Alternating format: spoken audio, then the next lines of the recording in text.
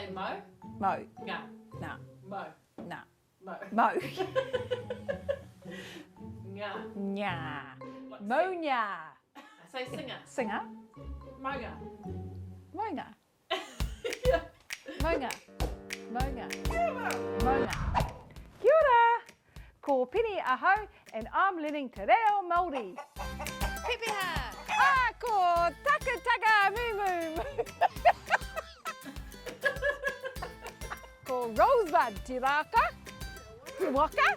Waka. Oh, it's waka, not waka. The reason I wanted to learn Te Reo was because I've got 10 mokapuna and they're learning it, so why can't I? And why wouldn't I want to learn it is the big question. That's why, because why wouldn't I?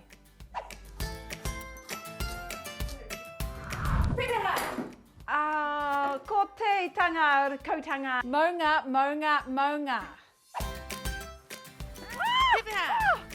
Ko tanga waiwai. North Scotland aho. The reason that I'm learning Te Reo now is because I think there's a big movement in the country and people are becoming aware that it's important and people want to do it. And whether it's in church or on the sports field, I think everyone should be able to speak it. And it's so available, it's readily available, and there's some great teachers. Kia ora, tomato, haere mai.